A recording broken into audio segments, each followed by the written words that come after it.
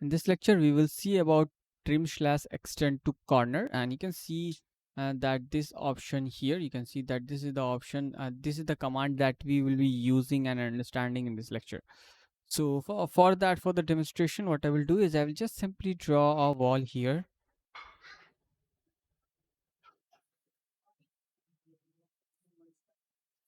So as you can see here that I have drawn a wall here, and you can see there is the gap, there's a gap in between these two walls at this angle.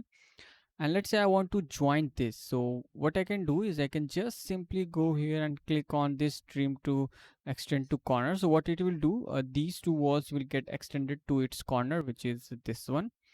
So I will just simply type the shortcut, which is TR, and then I will just do a single click here, and then I will just do a single click here, and you can clearly see that we have successfully joined these two walls. Now what I will do is I will just simply select this wall. I will extend this wall in this direction, just like this one. I will also select this wall and I will extend this wall in this direction to show you more of the trim command.